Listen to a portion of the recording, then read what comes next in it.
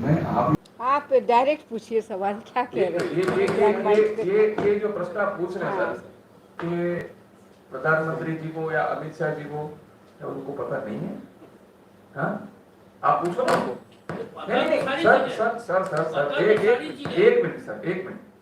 सब पता है, जान करके अनजान क्यों बनते लोग भी? उनको नहीं पता है कि बाबूजी के ऊपर क्या बीत रही है? एक ऐसी सभा नहीं है सर जहाँ पे बाबूजी के आशीर्वाद देने के लिए ये लोग नहीं आते थे। आप उनको पूछो कि क्यों, क्या हो रहा है। आप ही पूछ सकते sir, because you public movement में जो आवाज सर उस पर निर्णय लिया जाता है। सर तो ये पब्लिक मूवमेंट का आवाज है, आप बताइए उनको अभी। आप सिर्फ छाप दीजिए हमारी वेदना, आप सिर्फ हमारी वेदना आप सिर्फ छाप दीजिए, उनका काम उन पर छोड़ दीजिए, बस इतनी रिक्वेस्ट है आपसे।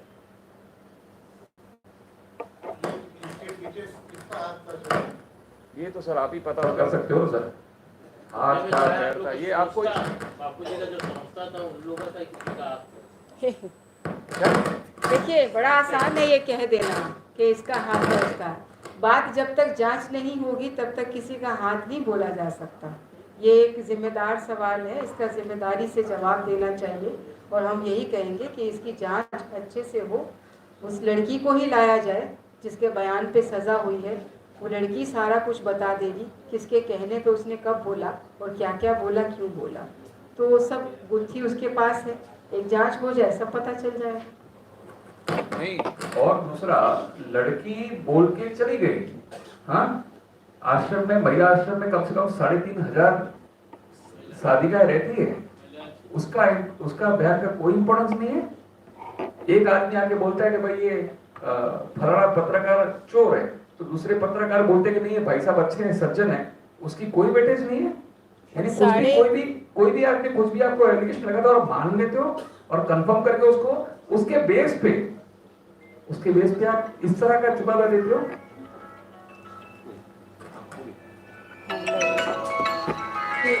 आप लोग 11 सालों से यही सवाल पूछ रहे हैं, आंदोलन क्यों नहीं कर रहे? उसका जवाब भी आपको देना।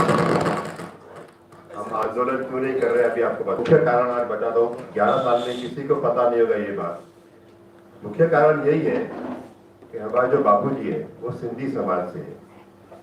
सिंधी समाज की मेजॉरिटी बहुत कम है। सिंधी से आपको पता होगा, सिंधी सब व्यापारी है, वो एकजुट नहीं हो रहे, ये कारण है। आज मैं आपको बता दूं, महाराष्ट्र गुजराती, अगर महाराष्ट्र के संत होते तो इतना समय नहीं लगता था, गुजराती के संत तो भी इतना समय नहीं लगता था। मेजॉरिटी ज्यादा है सिंधी समाज में। इसीलिए पिछले साल हमको एक संदेश आया, बाबू जी की सिंधी समाज में इकट्ठे हो जाओ। मैं आपको ये भी बताता हूँ, सिंधी समाज जैसे हमको हमने संदेश सुना, हमने अपना सिंधी समाज मिले, इकट्ठे हुए, तो हम ये आपको बताना चाह रहे हैं अभी इतनी हद हो गई आप सिंधी लोगों को क्या समझते हो। अगर हम लोग एकजुट हो गए ना तो बहुत कुछ हो सकता है। आप ऐसा नहीं समझा सिंधी समाज डरपोक है, व्यापारी है, ये लोग आगे नहीं आएंगे, लेकिन जिस दिन हम लोग आगे आए ना तो फिर सरकार की ऐसी की तैसी कर देंगे, तख्ता बदली भी कर सकते हैं हम लोग। हाँ, तो एक होता ना, एक गांधी जी ने बोला था, एक गाल इधर है ठोको, दूसरा को इधर, भाई तेरी बड़ास निकल गई तो और ठोक ले। लेकिन वो हम गांधी के फॉलोअर नहीं है भाई, दो तो तूने मार दिया और बड़ा से, तो बोले हाँ है, तो बड़े आदमी हमारा नहीं है, अभी तेरा गाल लेगा भाई। हाँ, योगी जी बोलते ना कि माला के साथ में भाला भी है, सनाते नहीं है भाई। सहन करेंगे, सहन करें, उसका नाम साधु होता है। लेकिन इसका मतलब ये नहीं कि सहन करे और तुम अत्याचार करते रहो। अत्याचार करने की भी लिमिट है सर। बस हमारा न मीडिया से विरोध है, न सरकार से विरोध है, न न्यायपालिका विरोध है। न्यायपालिका से विरोध क्यों? उसका कारण है 11 साल हो गए सर, तुम डेट पे डेट दे जा रहे हो और अभी 77 ईयर्स को तुम आजीवन सश्रम कारावास दे रहे हो। ये कौन से लॉ में दे रहे हैं? कौन से? हम कोई वकील नहीं है, लेकिन यू शुड जस्टिफाई योरसेल्फ। अब क्या दे रहे हो? पॉस्को एक्ट में कितने लोग छूट गए आपको ही पता है। कैथलिक मिशनरी के कम से कम 14 जन का मेरे पास नाम है, वो छूट गए पॉस्को एक्ट में। पॉस्को एक्ट बनाया भी बापूजी के लिए ही है। हाँ, बापूजी जब 2008 में, जब मैं तभी संचालक बापूजी के साथ ही था, तो एक एमपी आया, नाम नहीं लेता हूं, वो आया, बोले बापूजी आपको पता है आपके लिए कुछ षड्यंत्र चल रहा है। बापूजी ने बोले जिसको जो करना है करो। बोले बाबू आपके लिए स्पेशल कानून बनाया जा रहा है, उसको बोलते हैं पॉस्को एक्ट। बोले बोले ये क्या होता है? बोले बाबूजी बच्ची आपके ऊपर बलात्कार का आरोप लगाएगी। बोले जिसको जो लगाने लगाने दो। बाबूजी को पता नहीं था कि इतने हद तक खिचड़ी पका रहे हैं। 2008 से नहीं 2006 से चालू था और इम्प्लीमेंट कब हुआ? 2013 में। इतने बड़े संत को अंदर डालने के लिए भी हिम्मत चाहिए थी, क्योंकि हिम्मत नहीं थी सरकार के पास कि 10 लाख 25 लाख 50 लाख लोग सड़कों पे आ जाएंगे।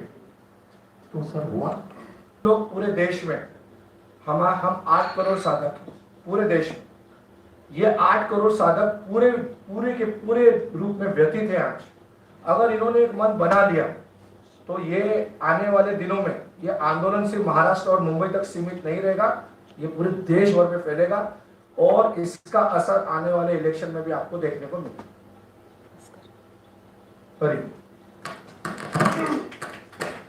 एक जैसे सरेश भाई ने बताया, मेरे को एक और एक याद आ गया। एक केस बोगस है, ये 5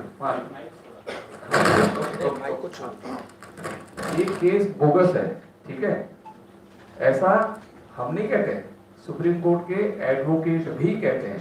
दूसरी बात, इंटरनेशनल कोर्ट की भी काफी मायने रखते हैं, इंटरनेशनल कोर्ट की, ठीक है। हाँ, इंटरनेशनल कोर्ट के एक लॉयर थे जो रहते अभी साउथ अफ्रीका में, वो मेरे अच्छे मित्र हैं और he is a chief justice of international court के चीफ जस्टिस भी रह चुके हैं।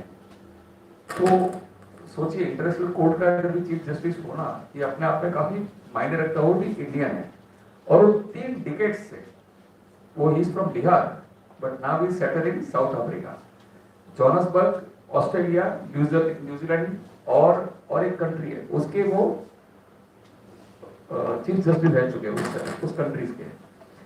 उनको जब मैंने केस स्टडी करने के लिए दिया तो बोले इट्स रबिश, बोले इट्स वेरी, उसको इंग्लिश हिंदी आते ही नहीं बोलने के लिए, बोले इंटेंशनली ये फैब्रिकेटेड केस है। बोले रॉय रामदिन नाम है, मैं आपको, रॉय रामदिन नाम है उनका, आपको मैं नंबर भी शेयर कर सकता हूं, आप उनकी पोस्ट और उनसे बात भी कर देख सकते हैं कि उनका क्या क्या कहना है इसके ऊपर।